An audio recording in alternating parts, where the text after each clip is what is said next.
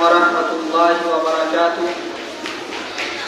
الحمد لله رب العالمين والصلاة والسلام على سيد الأنبياء والمرسلين وعلى آله وأصحابه ومن تبعهم بإحسان إلى يوم الدين.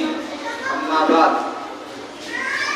معزز و محترم اساتذہ کرام، سامعین اعظام اور عزیز مہمانان، میرے لیے بڑی سعادت و خوش نصیبی کا مقام ہے کہ آج اس وسم میں تحریک آزادی میں علماء دیوبند کے کردار کے موضوع پر لب کشائی کی جسارت کر رہا ہوں.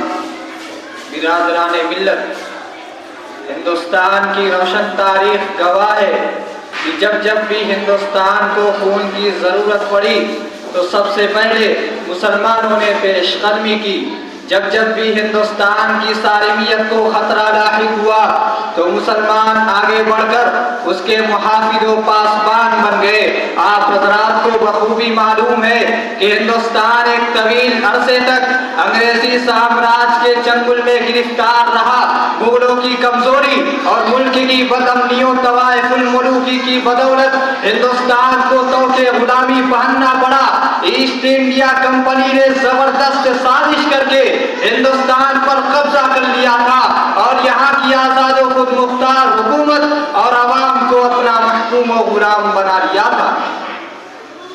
مجھے عرض یہ کرنا ہے کہ انگریزوں کے خلاف صدائے جہاد بلند کرنے والے اور انگریزی سامراجی طاقت سے نبرداشت نہ ہونے والے ہمارے مسلم حکمراں تھے. سب سے پہلے امیر المومنین سید احمد شہید رحمت اللہ علیہ اور شاہ اسماعیل شہید رحمت اللہ علیہ نے پرچم جہاد بلند کیا. پھر جب پشاور کے بالا کوٹ علاقے میں سکھوں سے جہاد کرتے ہوئے امیر المومنین اور ان کے رفقا شہید ہو گئے تو طویل عرصے تک خاموشی رہی. پھر 1757 عیسوی میں پلاسی کا مارکا ہوا اور شیر بنگال نواب سراج الدولہ نے ایسٹ انڈیا کمپنی کے خلاف پرچم جہاد بلند کیا اور انگریزوں سے ٹکر لی، مگر ان کے سپہ سالار میر جعفر کی غداری کے باعث فتح شکست سے بدل گئی اور ہندوستان کا طویل حصہ انگریزوں کے قبضہ اقتدار میں چلا گیا. پھر جنوبی ہندوستان میں ٹیپو سلطان کی گرج سنائی دیتی ہے.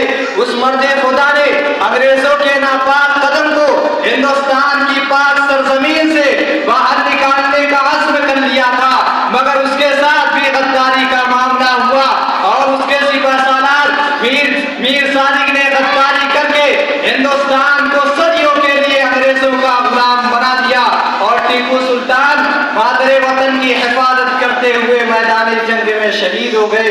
ان کی شہادت پر انگریزی افواج کے جنرل نے بڑے فخر سے کہا تھا کہ اب ہندوستان ہمارا ہے. حضرات، ان پے در پے ناکامیوں کے بعد اب ایک اور جماعت آتی ہے.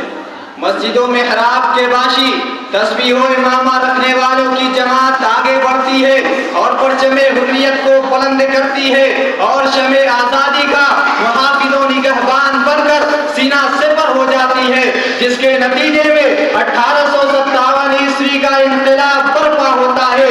یہ علماء کی تحریک تھی. شاملی کے میدان میں مارکا ہوتا ہے.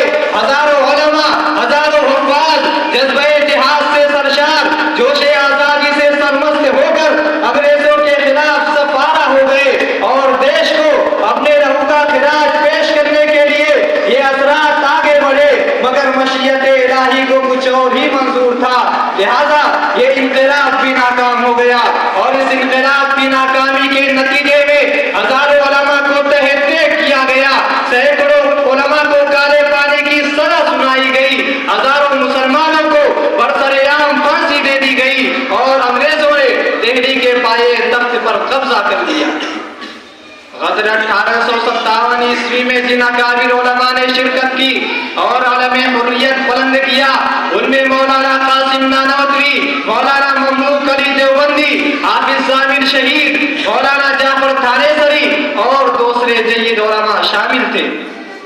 برادران ملت، تاریخ طویل ہے، وقت کم ہے، مگر سنیے کیا ہوتا ہے. 1857 عیسوی کے خونی انقلاب کے بعد مسلمانوں پر مصائب و آلام کے جو پہاڑ توڑے گئے اور زوال و انحطاط کی جو کیفیت ان پر طاری ہوئی، اس سے ان کے وجود کو خطرہ لاحق ہو گیا تھا اور دین و مذہب کی بقا کا مسئلہ پیدا ہو گیا تھا۔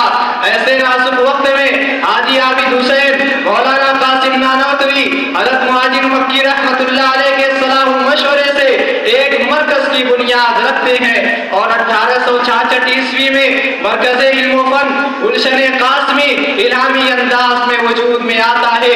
اس کا مقصد ایک طرف ہندوستان میں شمع دین کو روشن رکھنا تھا تو دوسری طرف انگریزوں کے خلاف مجاہدین کو تیار کرنا تھا۔ قال اللہ اور قال الرسول کی صدائے بلند کرنے والوں کے ہاتھوں میں پرچم آزادی دے کر میدان کارزار میں بھیجنا تھا، اور دنیا نے دیکھا کہ دارالعلوم دیوبند کا سب سے پہلا طالب علم محمود حسن پرچم آزادی کو بلند کرتا ہے، اپنے شاگردوں کو لے کر انگریزوں کے خلاف تحریکیں چلاتا ہے اور اس کی پاداش میں قید و بند کی صعوبتیں برداشت کرتا ہے۔ دنیا اسے شیخ الہند کے نام سے یاد کرتی ہے اور اس کی تحریک ریشمی رومال کے نام سے مشہور و معروف ہے۔ حضرات گرامی، میں نے یوم جمہوریہ پر لب کشائی سے قبل تاریخ آزادی اور تحریک حریت میں علماء دیوبند اور مسلمانان ہند کے مثالی کردار اور جانی و مالی قربانیوں کا تذکرہ اس لیے کیا تاکہ سمجھ لیں کہ یوم جمہوریہ دراصل اسی تحریک آزادی کا تتمہ اور تکملہ ہے۔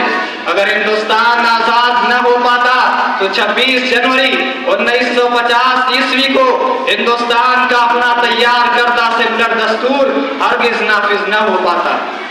حضرات، یوم جمہوریہ حقیقت میں یوم مسرت و شادمانی ہے، جس دن دنیا کا سب سے جامع اور مؤثر آئین ہندوستانی باشندوں کو ملا، ایسا دستور جس میں ہر شہری کو برابر کا حق دیا گیا، ایسا آئین جس میں کثرت میں وحدت کی روح کار فرما تھی، ہر طبقہ اور ہر مذہب کے لوگوں کو یکساں نظر سے دیکھا گیا، ہندو ہو یا مسلم، سکھ ہو یا عیسائی، بودھ ہو یا جین، سب کو برابر کا حق دیا گیا۔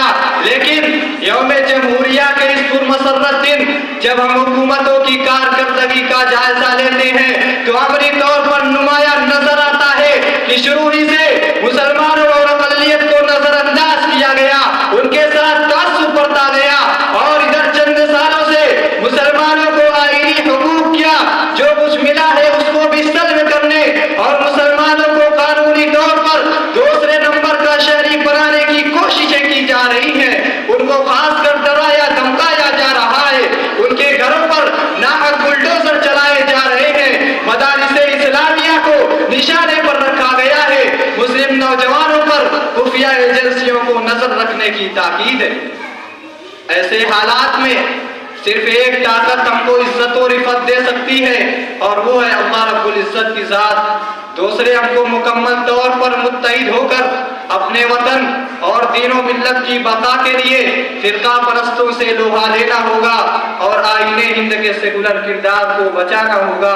وآخر دعوانا ان الحمد للہ رب العالمین، والسلام علیکم ورحمۃ اللہ وبرکاتہ۔